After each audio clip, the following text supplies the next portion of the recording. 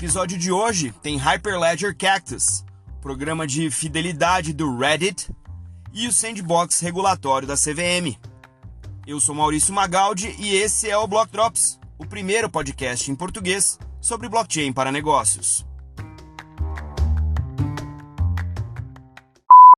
As notícias que você ouve aqui não têm qualquer vínculo com o meu trabalho atual, não configuram nenhuma forma de patrocínio, propaganda ou incentivo para o consumo e têm o foco exclusivamente educacional para o mercado. A primeira nota de hoje é uma nota mais técnica, no sentido de que a gente vai falar de um novo projeto dentro da estufa do Greenhouse do projeto Hyperledger, que é um projeto da Fundação Linux de código aberto para tecnologias blockchain. E esse projeto em questão é o projeto Hyperledger Cactus. A tecnologia Cactus é uma tecnologia nova que foi incorporada essa semana. O comitê técnico do projeto Hyperledger acatou, a submissão dessa nova tecnologia. E o que ela é mais interessante é que ela veio de um projeto, um lab colaborativo de duas grandes consultorias concorrentes, e que resolve ou busca resolver um tema importante e recorrente aqui no podcast, que é a interoperabilidade. Então, só para recapitular, interoperabilidade é quando eu tenho duas blockchains resolvendo problemas de negócio afins, potencialmente complementares, e ela podem ser blockchains da mesma tecnologia, então Hyperledger Fabric com Hyperledger Fabric, ou Corda com Corda, ou qualquer outra flavor, qualquer outro sabor de blockchain, nesse sentido, ou entre duas blockchains de tecnologias diferentes. E a interoperabilidade é quando eu consigo fazer com que uma blockchain fale ou interatue em termos de processo integradamente com outra blockchain, sem perder a integridade e a rastreabilidade do ativo entre as duas redes. Esse é um resumo. Então, o que é legal nesse Hyperledger Cactus? Como eu falei, eles têm... é o resultado de um trabalho entre duas grandes consultorias, a Fujitsu e a Accenture, E os casos de uso, exemplos que eles dão aqui são muito interessantes. O primeiro caso de uso que eles listam no white paper é um caso entre dois sabores de Ethereum, o Ethereum e o Quorum. O Quorum é o Ethereum, a versão corporativa adaptada e desenvolvida pelo JP Morgan, onde um usuário na rede Ethereum tem um ativo e esse ativo transfere uma determinada quantidade desse ativo para uma rede Quorum, onde um usuário na rede Quorum recebe garantidamente aquela quantidade. Isso tecnicamente parece fácil, porque no mundo fora dos blockchains a gente está acostumado a fazer isso. O ponto é que aqui a gente está construindo esse processo dentro de uma realidade confiável, imutável, rastreável, utilizando duas tecnologias blockchain. E tem vários outros exemplos aqui dentro do white paper, que o link está aí na descrição.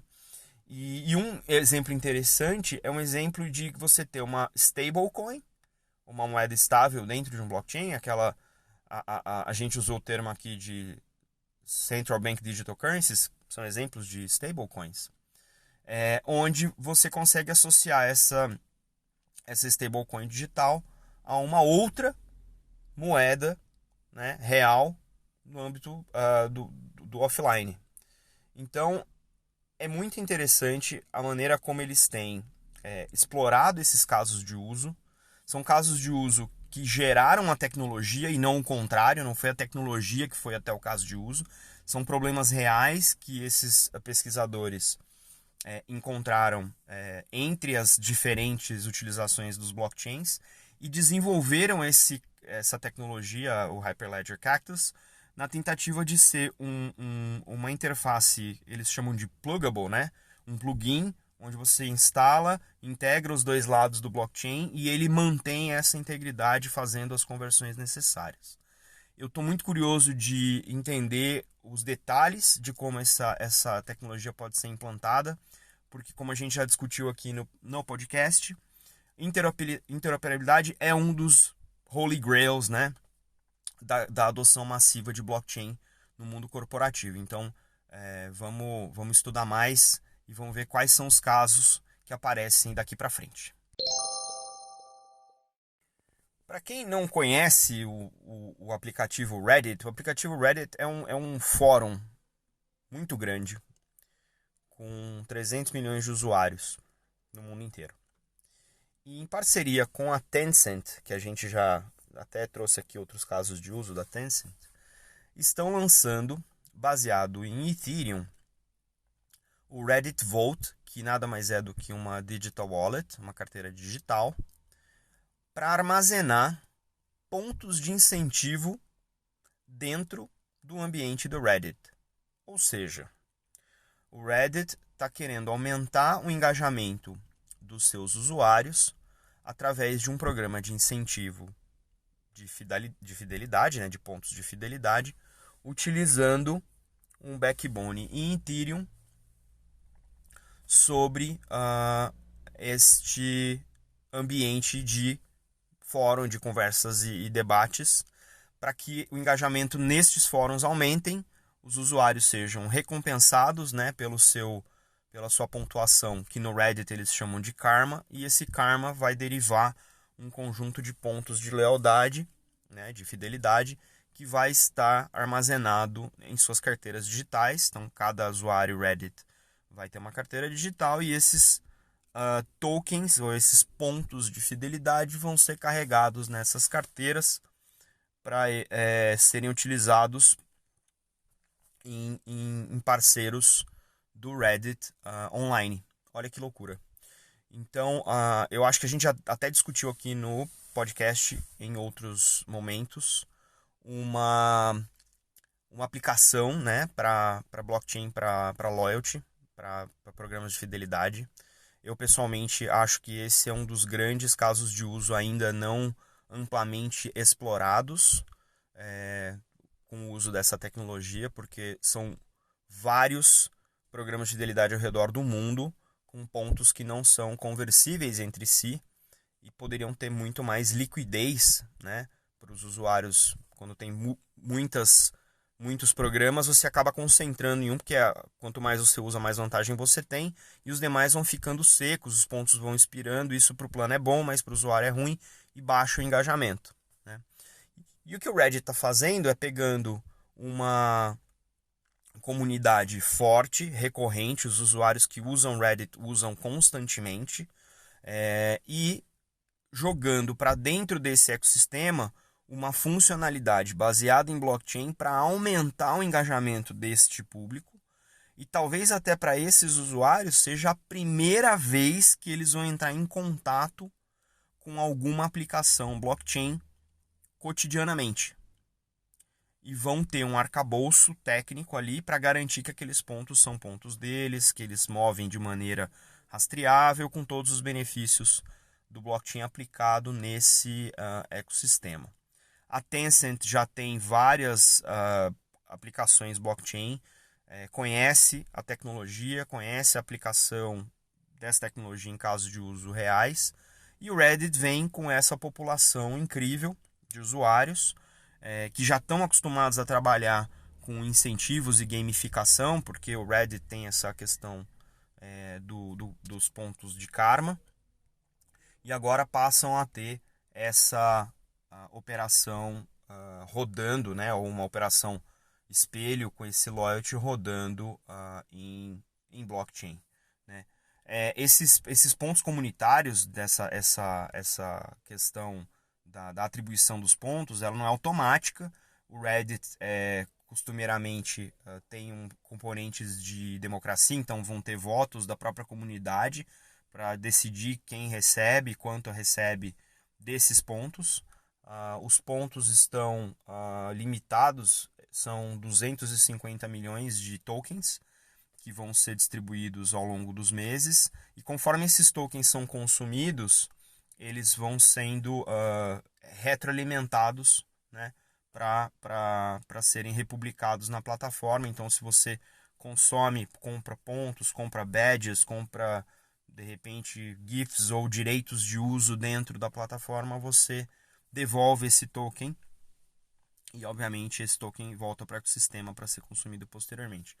Muito interessante, vamos ver se essa aplicação escala de acordo com a expectativa da própria Reddit e vamos ver se isso passa, em combinação com outras tecnologias, a ser interoperável entre outros planos de fidelidade. Muito legal.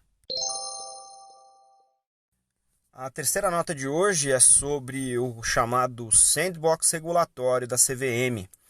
A CVM, que é a Comissão de Valores Mobiliários brasileira, regula o mercado de capitais e abriu essa semana um espaço para o sandbox regulatório. O sandbox regulatório é uma figura utilizada pelos reguladores para te dar uma caixinha de areia para você brincar, sem que você arrisque a estabilidade, né, sistêmica daquele mercado, nesse caso o mercado de capitais, e possa desenvolver inovações. Então isso é bastante interessante para as startups, para as fintechs que estão trabalhando com criptomoedas, tokenização, digitalização de ativos. Então tem dois links aí na descrição do episódio. O primeiro é o link de uma matéria da Cointelegraph, o segundo é a própria publicação da CVM com essa determinação.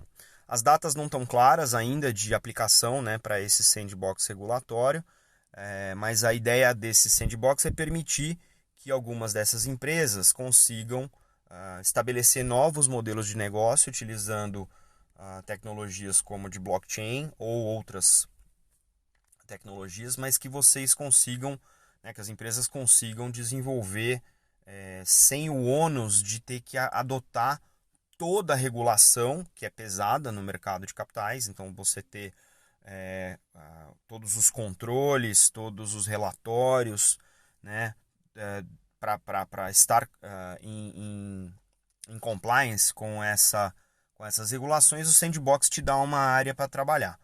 Como toda a caixa de areia, o sandbox também é limitado, então vão haver caps, né, vão haver tetos de valores, de quanto se pode emitir, de quanto se pode captar, de como é que você faz a mecânica do ativo funcionar dentro do seu novo modelo de negócio. Não vou nem tentar adivinhar, porque cada fintech vai bolar um funcionamento, né, para esse novo modelo, né? Então isso é interessante, você ter um arcabouço regulatório, ou seja, regras de jogo iguais para todo mundo.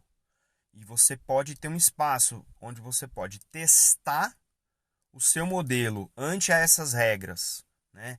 Sem o ônus de ter que estabelecer todo um kit de controle que consome recursos, né?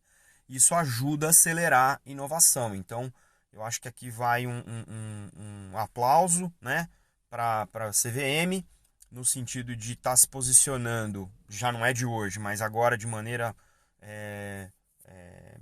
definitiva, como uma autarquia que fomenta a inovação no mercado regulado brasileiro. Isso é muito bom, né? A gente tem exemplos em outros países em que foi feito esse tipo de posicionamento. Então, me vem à cabeça Suíça e Nova Zelândia, onde os reguladores estão ativamente, Estônia, onde os reguladores estão ativamente perseguindo maneiras de permitir que a inovação aconteça sem que a regulação esmoreça ou que se crie um risco sistêmico.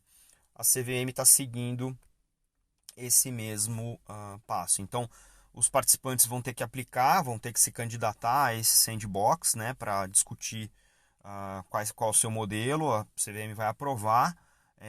Vão ter questões de limite, como eu mencionei, vão ter questões de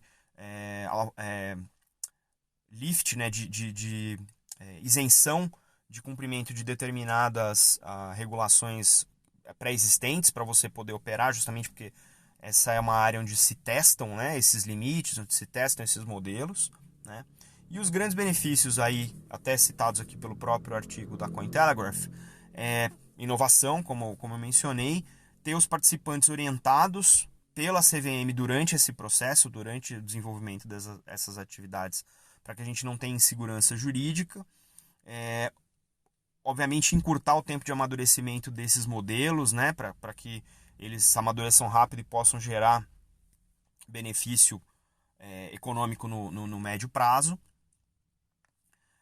Aumenta a competição entre participantes desse mercado. Então, se você tem mais participantes inovando, você obriga os incumbentes a se mobilizar e aí você cria também muito mais variedade para os investidores. Então, nós estamos falando de mercado de capitais, então quanto mais seguro e mais diversificada for sua carteira, melhores são seus rendimentos no médio e longo prazo. Então, obviamente, a CVM está olhando para o investidor como peça central desse mercado e aí dando para as fintechs esse espaço para trabalhar, para poder oferecer mais coisa de maneira segura para esses investidores. Então, é muito interessante que a gente veja esse movimento de maneira estruturada e, de novo, aplausos aí para a CVM pela iniciativa.